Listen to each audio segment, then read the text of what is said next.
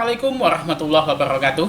Perkenalkan, nama saya Artianto Pramantoro dengan nomor UKG 201699789876 dan nomor induk mahasiswa saya 2022106310110520. Saya mahasiswa Pendidikan Profesi Guru dalam jabatan kategori 1 Kemendikbudristek tahun 2022 LPTK Universitas Muhammadiyah Malang. Saya mengajar bahasa Indonesia kelas 8 di SMP Negeri 5 Surabaya.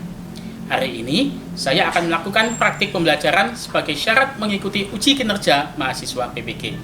Baiklah Bapak Ibu guru hebat, kita simak bersama praktik pembelajaran yang akan saya laksanakan. Terima kasih. Wassalamualaikum warahmatullahi wabarakatuh. Baik, selamat pagi anak-anak. Assalamualaikum warahmatullahi wabarakatuh. Waalaikumsalam warahmatullahi wabarakatuh. Alhamdulillah. Bagaimana kabar kalian hari ini? Nah, baik. Sebelum kita mulai pembelajaran pada hari ini, kita berdoa bersama agar ilmu yang kita dapatkan pada hari ini bisa bermanfaat untuk kita semua. Doa saya pimpin.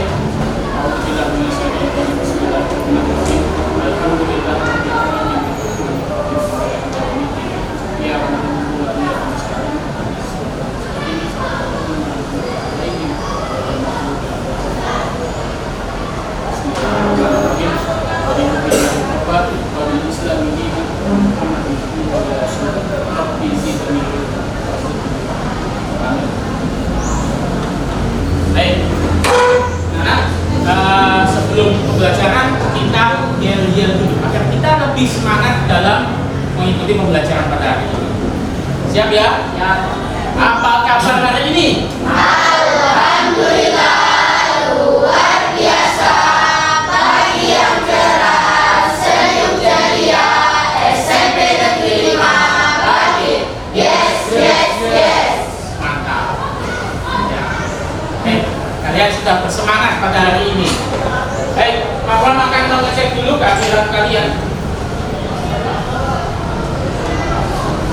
Pram akan memanggil kalian satu persatu mengecek ini siapa yang hadir dan siapa yang tidak hadir. Yang pertama, Alicia Alfaiza Nurul Islamiyah. Kemudian Alia Mukbita Yasmin, Arya Erlangga Satrio Priyono, Safira Putri Naura. Baik, satu ya. Nah, ini kan musimnya sudah mulai masuk musim penghujan, ya kan ayah ini. Jadi kalian harus tetap bisa menjaga kesehatan dengan pola makan teratur, dengan istirahat yang cukup, jangan begadang. Ya, kalau perlu diselingi dengan olahraga, itu supaya kalian tetap sehat, tidak terpapar penyakit.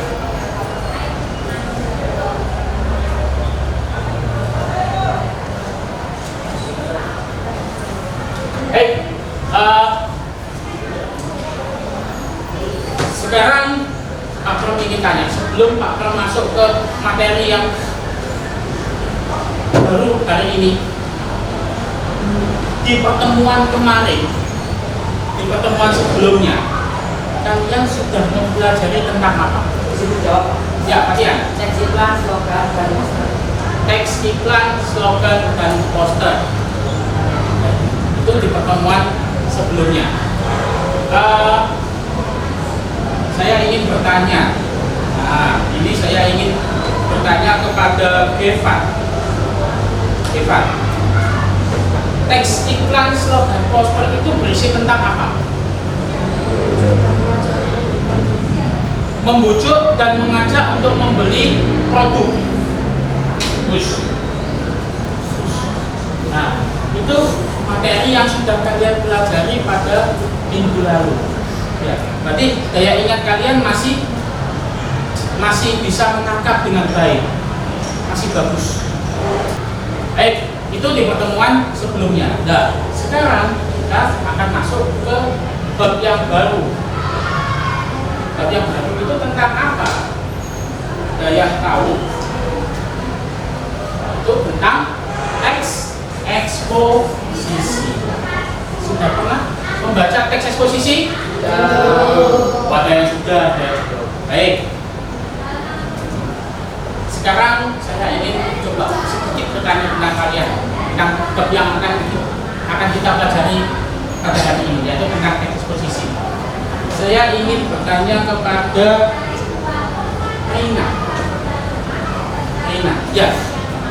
Reina, teks eksposisi itu kira-kira tentang apa? Teks yang berisi tentang kejadian atau peristiwa yang terjadi di sekitar kita. Nah, ini tadi dia sedikit sudah membaca tentang teks eksposisi. Baik, sebelum aku jelaskan secara lebih lengkap,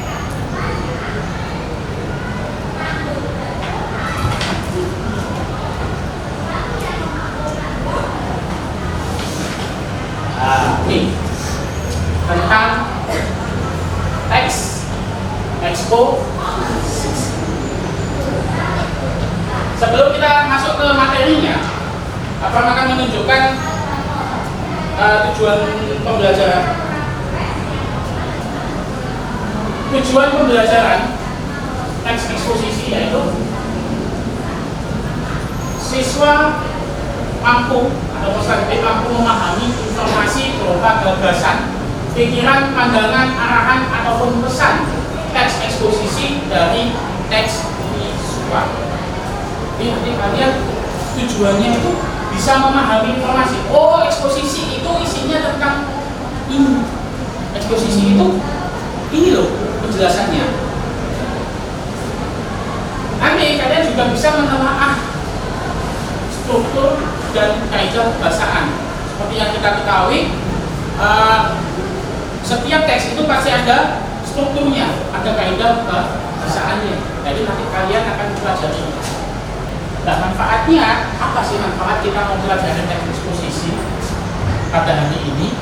Kalau kita hari ini bisa memahami informasi, manfaatnya nanti kemudian hari kalian bisa menyusun teks eksposisi sesuai dengan struktur dan kaidah bahasaan yang tepat. Itu manfaatnya. Baik, sebelum lanjut ke materi, mungkin ada yang ingin bertanya. Silakan. Ya.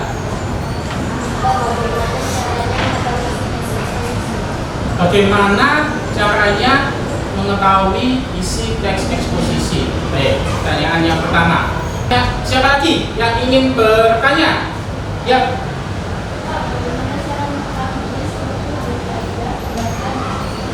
Bagaimana caranya mengetahui struktur dan kaidah bahasaan teks eksposisi?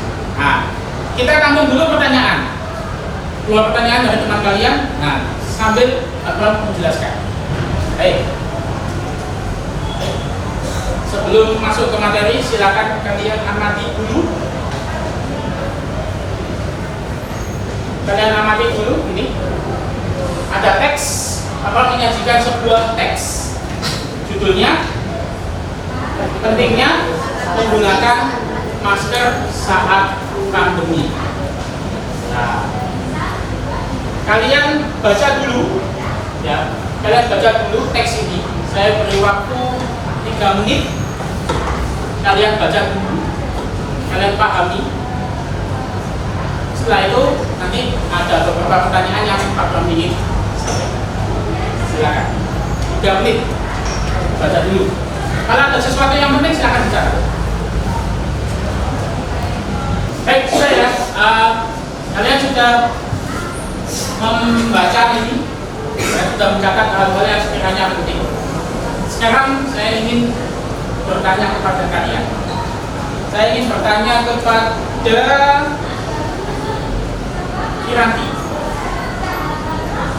Kiranti. Mengapa Mengapa teks yang berjudul pentingnya menggunakan masker saat pandemi ini termasuk teks eksposisi? Karena berisi penjelasan tentang bagaimana menggunakan masker saat pandemi. Karena berisi penjelasan tentang bagaimana menggunakan masker saat pandemi. Hey. Nah, ini yang terakhir, saya ingin bertanya kepada Maudi Dia. Mengapa teks pentingnya menggunakan masker saat pandemi ini termasuk teks eksposisi?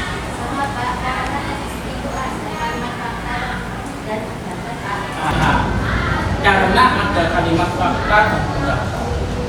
Dari bermacam-macam jawaban teman kalian tadi, ada yang mengatakan manfaat menggunakan masker, ada yang mengatakan bagaimana cara menggunakan masker, ada yang berpendapat ini isinya fakta dan pendapat. Dari macam-macam itu kita semua bisa menampung, dirampung dulu. Nah, tapi yang unik di sini saya ada dua kata kunci yang telah disebutkan oleh teman kalian. Ada fakta dan ada pendapat. Itu kata kunci yang unik. Sekarang saya coba bertanya kepada Makfirotu, apakah yang dimaksud dengan fakta? Kejadian yang benar-benar terjadi. Oke. Sekarang saya ingin bertanya kepada Rina. Rina, pendapat itu apa? Pendapat adalah ucapan seseorang yang belum tentu benar. Ucapan seseorang yang belum tentu benar. Bagus.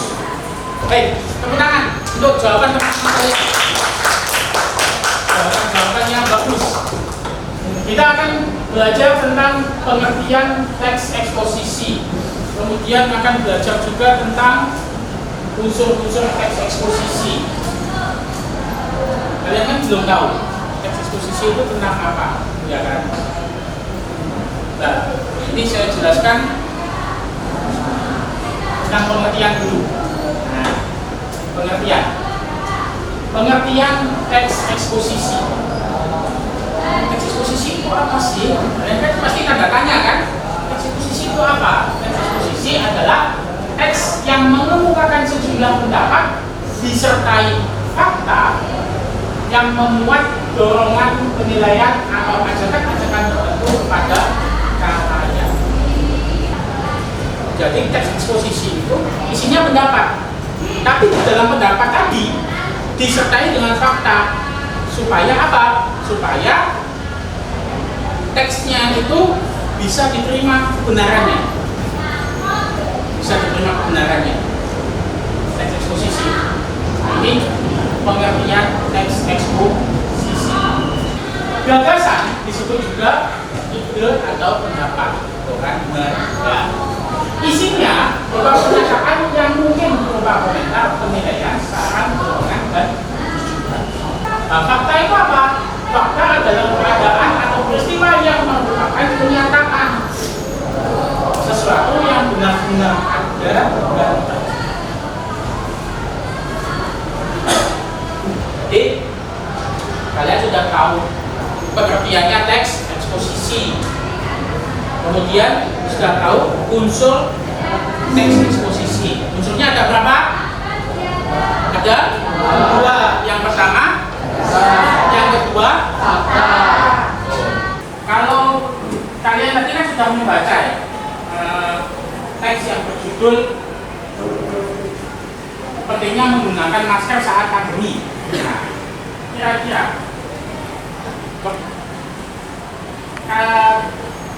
kaidah kebahasaan yang kalian temukan di teks itu apa? Coba saya ingin bertanya kepada Alicia. Kaidah kebahasaannya teks eksposisi kira-kira apa yang sudah kamu temukan tadi? Kalimat fakta dan kalimat gagasan, Pak. Kalimat fakta dan kalimat gagasan. Kita akan mempelajari tentang struktur dan kaidah kebahasaan teks eksposisi. Struktur teks eksposisi dan kaidah kebahasaan teks eksposisi. Strukturnya teks eksposisi itu ada 3. Yang pertama tesis, yang kedua rangkaian argumen, yang ketiga penegasan undang. Kemudian kaidah kebahasaan. Yang pertama ada kata teknis. Kata teknis itu apa? Kata yang memiliki arti khusus terkait bidang atau keahlian. Itu kata teknis. Ya, itulah kaidah kebahasaan. Next expo. Sekarang Pak ingin kalian berkelompok. Nah, ini sudah terbagi kelompoknya. Ini saya beri nama ya. Ini kelompok 1. Yang depan ini 4 orang kelompok 1. Yang belakang 4 orang kelompok 2. Belakangnya 5 orang kelompok 3. Yang ini depan kelompok 4. Kelompok 1, kelompok 2, kelompok 3, kelompok 4. Dari 4 kelompok ini nanti Bapak akan membagikan lembar kerja.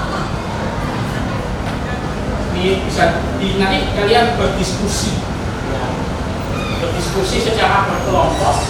Ini Bapak bagikan sama di dalamnya ini isinya bacaannya sama dengan ini. Ya, tapi nanti ada pertanyaan yang harus kalian selesaikan. Ada pertanyaan yang harus kalian selesaikan di sini. Di bagian belakang harus kalian jawab. Kalian bisa berdiskusi dalam satu kelompok. Ya, kalian bisa berdiskusi. Setelah itu nanti masing-masing kelompok mempresentasikan. Jadi nanti siapa tunjuk yang presentasi, 1 orang aja tiap kelompok. Jadi nanti ada 4 penampilan. Ya, ada 4 penampilan. Jelas ya? Baik, ini saya bagikan. Silakan setelah ini kalian berdiskusi dengan teman satu kelompok. Baik, sudah saya bagikan. Tuh. Sekarang kalian bisa mulai berdiskusi. Ada pertanyaan-pertanyaan yang di belakangnya itu yang harus kalian selesaikan. Jelas ya? Ada pertanyaan? Oke, sudah jelas. Silakan kalian bisa berdiskusi.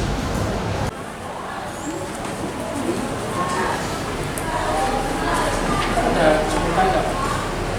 Kita ya, setelah semua kan dengan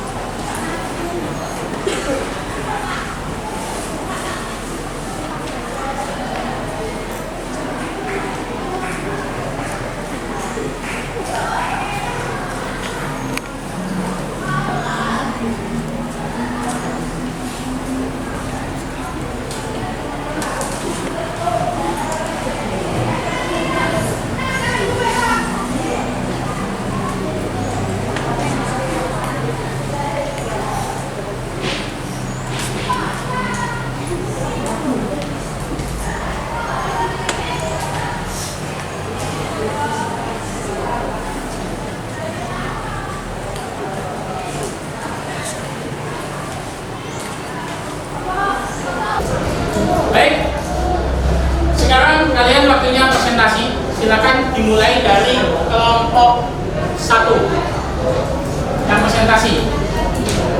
Sampaikan dengan jelas, dengan keras, sehingga teman yang lain bisa mendengar. Pertanyaan dari nomor 1 adalah tuliskan 3 kalimat berupa fakta yang terdapat pada teks eksposisi di atas. Untuk kalimat yang berupa fakta pertama adalah secara garis besar terdapat 3 jenis masker, yaitu masker kain, masker medis, atau masker bedah, dan masker N95 atau KN95. Nah, itu dari penampilan dari kelompok 1. Apakah ada? Silakan kelompok kedua, 3 dan 4 menanggapi. Apakah ada yang kurang dari penampilan dari kelompok 1? Ataukah sudah lengkap, sudah sesuai? Sudah lengkap ya? Sudah sesuai ya? Sudah sama kan? Baik. Itu tadi tugas kalian secara berkelompok. Nah sekarang Pak Ram akan membagikan lembar kerja. Ini nanti yang kalian kerjakan secara individu. Pak Ram beri waktu 10 menit untuk mengerjakan. Ini ada teks yang berjudul Realita Hukum di Indonesia saat ini. Ada pertanyaan yang harus kalian jawab, tapi ini sifatnya individu. Setelah kalian jawab pertanyaan-pertanyaan yang ada di sini, nanti kalian presentasi di depan secara bergantian. Jelas? Oke, sudah jelas? Ini saya bagi dulu. Baik, waktunya 10 menit mulai dari sekarang dan jaga secara individu. Baik, waktunya sudah selesai. Waktu mengerjakan sudah selesai. Sekarang tiba kalian presentasi. Nah, presentasi kali ini berbeda dengan biasanya. Presentasi kali ini kita menggunakan metode permainan. Permainan apa itu? Namanya permainan kata berkait. Bagaimana sih permainan kata berkait? Nah, biasanya dalam presentasi kan apa yang menunjuk kalian? Ini yang maju, ini yang membacakan jawabannya. Sekarang tidak. Nah, apa hanya menunjuk satu orang saja yang maju. Si A, silakan masuk presentasi. Nah, setelah si A presentasi, nanti si A ini menunjuk temannya, si B misalkan. Jadi pergantian sampai urut satu kelas maju semuanya. Itu namanya permainan kata berkait. Jelas ya? Baik. Untuk yang pertama, saya ingin yang maju pertama yaitu Arya. Silakan maju. Yang lain menanggapi. Ya, yang tidak maju kalian bisa menanggapi. Yang keras ya. Silakan. Yang lain yang tidak maju siap-siap. Kalau ada yang kurang pas dengan jawaban dari Arya, silakan ditulis nanti disampaikan. Baik, silakan. Depan. Untuk saat nomor 1, tuliskan 3 kalimat berupa fakta yang terdapat pada teks eksposisi di atas. Untuk jawaban yang pertama, jika kita menilai hukum di Indonesia seperti yang telah tercantum pada undang-undang, maka kita ketahui bahwa telah secara tegas diatur hukuman berbagai perilaku tindak kejahatan. Untuk jawaban kedua, hukum di Indonesia itu bisa dikatakan hanya tegas dan terdiri bahwa di hadapan rakyat. Baik, setelah kalian mencermati penampilan dari Arya, adakah yang tidak sesuai dengan jawaban kalian? Ada. Siapa dia? Silakan. Kalimat sungguh tidak adil memang dengan kebanyakan yang jelas. Hukuman yang akan diterima koruptor yang tersebut di bawah 5 tahun penjara seharusnya termasuk dalam gagasan atau kehidupan dengan hanya fakta. Ya. Jadi ada kalimat yang terbalik, gitu ya. Harusnya kalimat gagasan, tapi Arya menjawabnya kalimat fakta. Bagus. Ada lagi? Ada? Oke. Nanti diperbaiki lagi ya. Oke, silakan. Arya, menunjuk satu teman. Silakan. Saya menunjuk. Gevan. Silakan, Gevan, maju. Oke, Arya boleh duduk. Seperti yang dilakukan Arya tadi, sampaikan dengan keras. Oke. Silakan. Yang lain mencermati.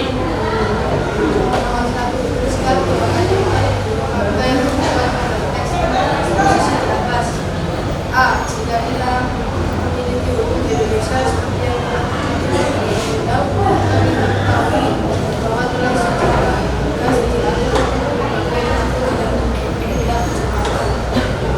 B. Hukum Indonesia tidak bisa dilihat bahwa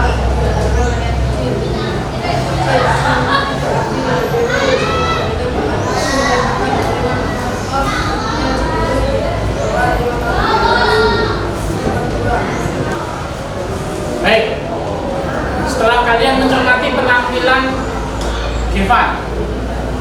Adakah yang tidak sesuai dengan jawaban kalian? Silakan. Ya.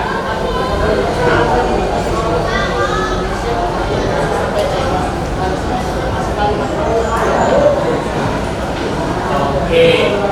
Ada jawaban yang tertukar lagi. Ya. Ini diperbaiki ya.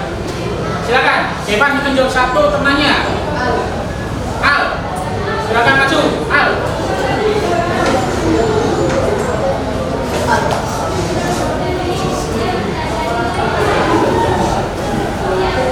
Sampaikan dengan keras, Al. Soal yang pertama, tuliskan kalimat berupa yang terdapat pada teks posisi yang A, jika kita memiliki Indonesia seperti yang terdapat maka kita mengetahui bahwa Indonesia yang melakukan tindakan B, Indonesia itu bisa dikatakan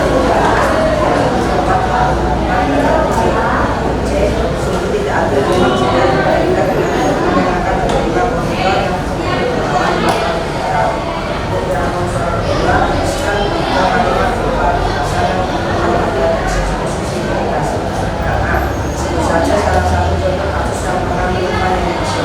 Posisi yang berkaitan juga mencapai kulit kayu, beliau terancam berubah selama 5 tahun penjara. Dan B, tinggalnya balik seringkali dibawa dan orang mengalir ayat belajar masa yang tewas atau melakukan sebagai video dan koruptor. C, belum pernah dilakukan seorang koruptor di Indonesia berbagai masa sampai. Baik. Dari penampilan Al, silakan. Mungkin ada yang tidak sesuai dengan jawaban kalian. Silakan. Ya. Yang keras, yang keras.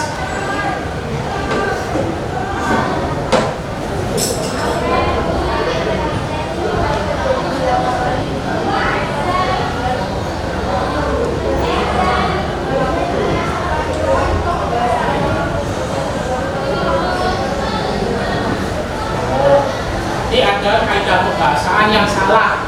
Ya. Nah, coba kali perbaiki lagi ya. Sekarang Al silakan menunjuk satu orang temannya. Kirani, silakan maju.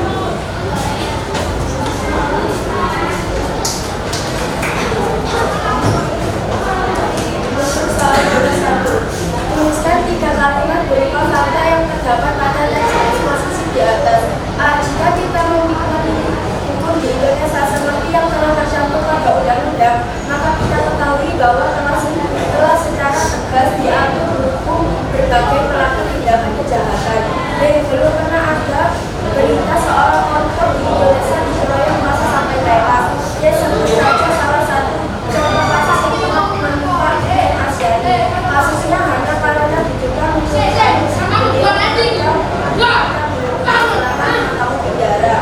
2. Tuliskan 3 kalimat berupa gagasan yang terdapat pada teks posisi di atas. A. Sungguh tidak adil memang jika dibanding dengan hukuman yang akan diterima koruptor yang cenderung di bawah 5 tahun penjara. B. Hal yang terbalik seringkali terjadi bahwa seorang wanita yang dihajar masa hingga tewas akan mendapatkan hukuman yang lebih tinggi dari koruptor. C. Hukum di Indonesia itu bisa dikatakan hanya tegas dan terlihat di bawah di hadapan rakyat kecil. Baik, dari penampilannya Kirani, apakah ada yang tidak sesuai? Tidak ada. Sudah sesuai semua ya? Baik. Kirani, silakan kamu menunjuk satu orang teman. Saya menunjuk bisa. Waktu bisa, silakan maju.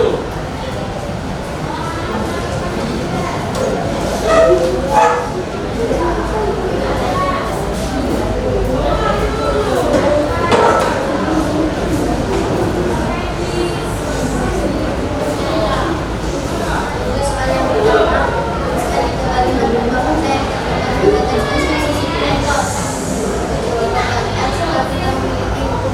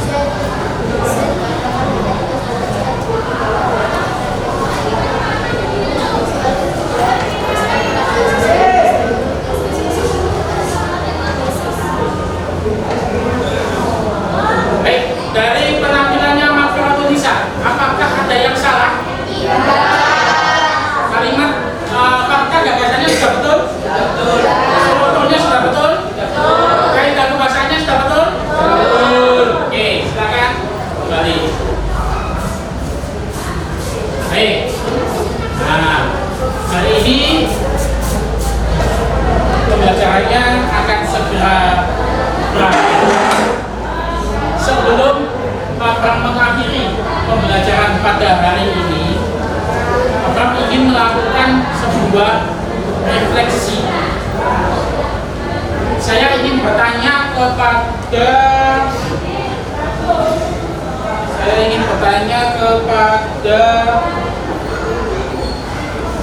Makfiratun Nisa. Hari ini pelajaran apa yang sudah kalian belajar?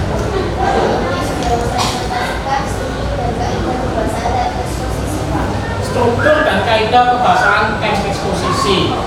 Terus, saya ingin bertanya lagi kepada Fatia. Hari ini kamu sudah belajar apa? Hari ini kami sudah mempelajari secara menelaah struktur dan kaidah kebahasaan teks eksposisi. Sudah mempelajari tentang struktur, menelaah struktur dan kaidah kebahasaan teks eksposisi. Refleksi yang akan bisa berikan. Sekarang saya ingin kalian menarik sebuah simpulan dari pembelajaran yang sudah kita lalui pada hari ini. Saya ingin bertanya kepada Regita.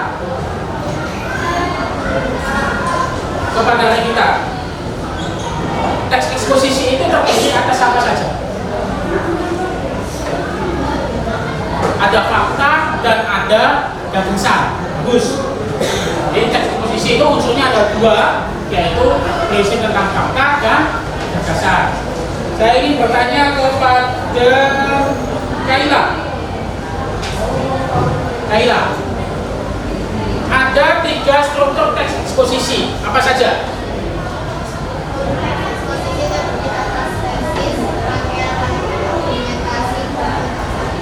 Tesis, rangkaian argumentasi, dan penegasan ulang. Ada 3 strukturnya. Sekarang saya ingin bertanya kepada Alia, kaidah kebahasaan teks eksposisi itu apa saja? Kaidah kebahasaan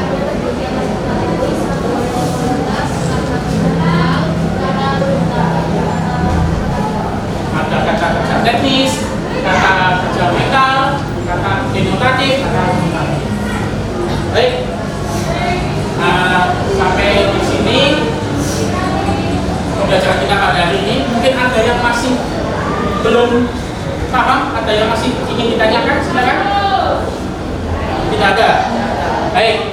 Nah, ini tadi kan presentasi, ada 3 orang dari teman kalian yang masih belum tepat. Ada Arya, Devan, dan Al tadi yang masih menyebutkan ada yang terbalik antara fakta, gagasan, kemudian kaidah kebahasanya ada yang tertukar, ya kan? Nah, nanti untuk Arya, Devan, dan Al akan memberikan tugas yang harus kalian kerjakan. Nah, yang lain, karena kalian sudah bisa menelaah struktur dan kaidah kebahasaan teks eksposisi, maka tugas kalian yaitu mempelajari bagaimana cara menyusun teks eksposisi. Jadi, yang 3 orang tadi, Arya, Devan, dan Al, remedi. Saya beri tugas, nanti dikerjakan. Yang lain yang sudah paham, sudah benar tadi, mempelajari materi yang selanjutnya, yaitu bagaimana cara menyusun teks eksposisi dengan baik. Baik, itu saja yang bisa kami sampaikan pada kesempatan kali ini. Tetap jaga kesehatan, tetap belajar dengan baik. Sebelum Pak ini, mari kita tutup pembelajaran pada hari ini dengan doa bersama. Akram yang memimpin. Bismillahirrahmanirrahim. Alhamdulillahirrahmanirrahim. Segala puji bagi Allah. Allah, terimalah pembelajaran ilmu yang sudah kami lalui pada hari ini. Jadikanlah ilmu ini ilmu yang bermanfaat, ilmu yang barokah untuk diri kami semua. Sinarilah hati kami dengan ilmu-ilmu. Allah, kabulkanlah doa dan doa. Amin.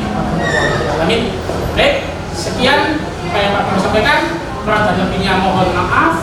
Saya akhiri. Wassalamualaikum warahmatullahi wabarakatuh.